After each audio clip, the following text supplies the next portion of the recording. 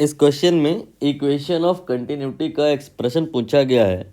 वैसे तो ये डायरेक्टली आपको नोन होता है, बट अगर नहीं पता है इक्वेशन ऑफ कंटिन्यूटी क्या होता है तो यहाँ पे पूरा डेरिवेशन हो जाएगा, आप कहानी समझ जाओगे। जिसको पता है उसको समझ आ रहा होगा कि A1 V1 A2 V2 ये इक्वल होते हैं। जिसको नहीं पता है उसे आप डेरिवेशन की तरह ले सकते हो। देखिए यहाँ पर हमने एक ट्यूब ली है और ये ट्यूब आप देख रहे हो इधर मोटी है, एरिया ऑफ क्रॉस सेक्शन यहाँ A1 है, और इधर पतली है, area of cross section A2 है। मीन्स A2 कम है, A1 ज़्यादा है।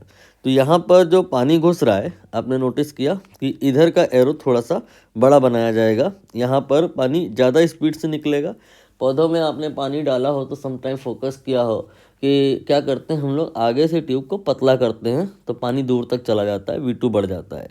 तो यहाँ A1 V1 और A2 V2 के बीच में रिलेशन डेवलप करना है। तो हम यहाँ पर इस फिगर को दोबारा बना लिए हैं और अब हम कोशिश करेंगे इन चार क्वांटिटीज़ को रिलेट करने की। सबसे पहले तो आप हमें ये बताओ कि अगर हम कोई एक टाइम कंसीडर कर लें, सपोज 1 सेकेंड, तो 1 सेकेंड में जितना amount of water, suppose 2 kg आप यहाँ पर वाटर इन कर रहे हो, तो यहाँ से निकलेगा कितना? स्वाभाविक सी बात है, 1 सेकेंड में जितना इन होगा मास, उतना ही मास आउट भी होगा। ऐसा अगर नहीं हुआ तो फिर यहाँ पर या तो ट्यूब खाली होने लग जाएगी या ट्यूब में वाटर ज़्यादा मात्रा में इकट्ठा होने लग जाएगा, ट्यूब फट सकती है। दोनों ही नहीं हो रहा है, न तो ट्यूब खाली हो रही है न ट्यूब भर रही है, ट्यूब का फ्लो स्टेडी है।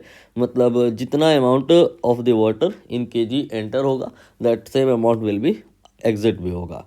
अब क्वेश्चन में ये कहा है कि डेंसिटी जो है दोनों तरफ इक्वल है। मतलब ऐसा नहीं हो रहा है कि जो वाटर यहाँ पर पहुँचा है और आपने ट्यूब को पतला किया तो पानी कंप्रेस हो गया। पानी कंप्रेस नहीं होगा, पानी कंप्रेस नहीं होगा, पानी की डेंसिटी कम नहीं होगी, पानी के कुछ और पैरामीटर्स हैं वो भले ही चेंज हो जाए। अब सोचो क्या चेंज हो सकता है। अगर डेंसिटी दोनों तरफ इक्वल है, मास भी दोनों तरफ इक्वल है, तो वॉल्यूम क्या चेंज हो जाएगा? वॉल्यूम और मास और density, these are not independent parameter. Mass by volume में डेंसिटी होता है, मास नहीं चेंज हो रहा है, डेंसिटी नहीं चेंज हो रहा है, स्वाभाविक सी बात है वॉल्यूम भी नहीं चेंज होगा। तो फिर चेंज क्या होगा? अब आप यहाँ से समझ पाओगे कि एरिया जो अगर आप कम किए हो, यहाँ पर पतला किए हो, तो पानी का जो डिस्टेंस ट्रैवल होगा in 1 second, that will B change. इसको एक काम करो, कैपिटल V लिख दो, क्योंकि स्मॉल v से वेलोसिटी वाली फीलिंग आ जाती है। अब यहाँ पर वॉल्यूम कैसे निकलता है किसी भी सिलेंडर का? वॉल्यूम एक्चुअली होता है area into length, area into length, area into length. Left side में A1L1, राइट साइड में A2L2। तो इसका मतलब A1L1 बराबर A2L2 होगा। मतलब इसका ये है कि अगर आप राइट साइड में एरिया कम कर दिए हो, A2 कम है तो L2 ज़्यादा हो जाएगा। पानी का जो डिस्टेंस कवर होगा in 1 second, that will be more. Now distance travel in 1 second, you said more, तो जहाँ L है वहाँ V भी कह सकते हैं। क्या मतलब है मेरा? V जो वेलोसिटी होता है वो होता है डिस्टेंस या लेंथ डिवाइड बाय टाइम, और टाइम दोनों ही तरफ आपने सेम लिया है, टाइम तो दोनों के लिए बराबर है।